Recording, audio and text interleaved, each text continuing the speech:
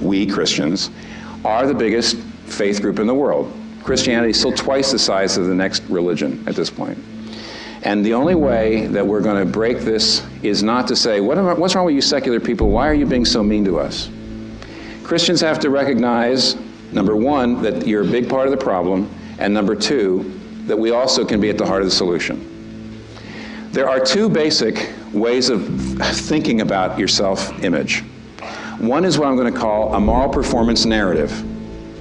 A moral performance narrative says, I'm okay, I'm a good person, I feel significant, and I have worth because I'm achieving something. So if you are a liberal person, and you feel like I'm a good person because I'm working for the poor and I'm working for human rights and I'm open-minded, you can't help in a moral performance narrative.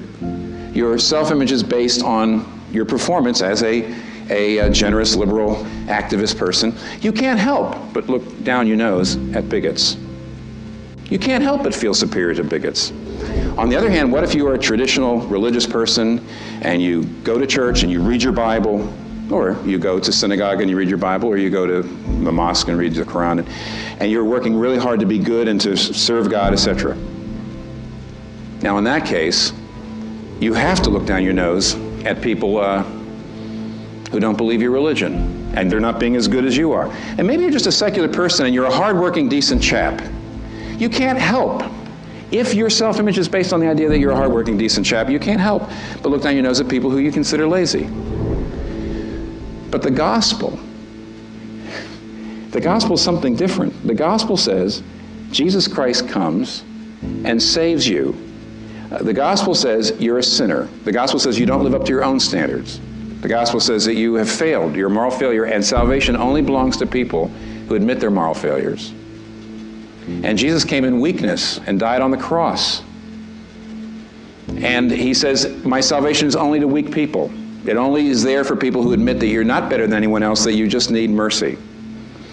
If you have a grace narrative, if you say the reason I can look myself in the mirror, the reason I know I have significance is because Jesus died for me, though I'm a sinner saved by grace, you can't feel superior to anybody.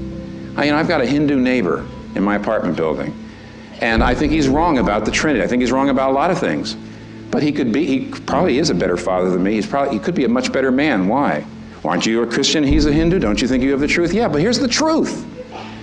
The truth is I'm a sinner and I'm saved by grace. So why in the world? I'm not saved because I'm a better man. I'm saved because I'm a worse man. Really? And so what happens is the grace narrative takes away the kind of superiority and removes that slippery slope that leads from superiority to separation to caricature and to passive and then active oppression. It just takes it away.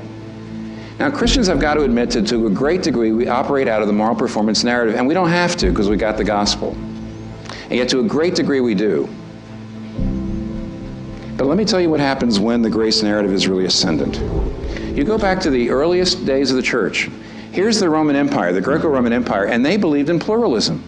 They didn't believe there was any one God. Everybody had their own God, right? Open-minded.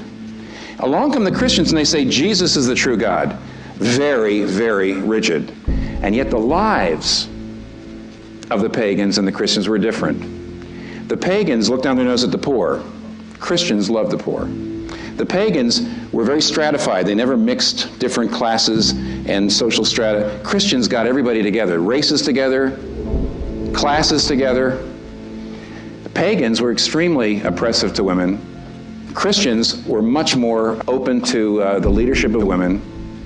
Why would what looks like an open-minded philosophy lead to so much oppressiveness, and what over here, the Christian, looks like a rigid philosophy, lead to so much peacemaking and so much generosity? And I remember not long after 9/11, I was reading an editorial to my wife out of the Sunday morning paper that says, you know what the problem with the world is? Fundamentalism. If you're a fundamentalist, it's going to lead to violence. But when my wife sat there and she says, that's ridiculous. It all depends on what the fundamental is. She says, have you ever seen an Amish terrorist? Listen, if Amish aren't fundamentalists, there ain't no such thing. But here's what their fundamental is. A man dying on the cross for his enemies. A man praying for the forgiveness of his enemies as he's dying. If that's at the very center of your life, that destroys the slippery slope. You don't need less Christianity, you need real Christianity.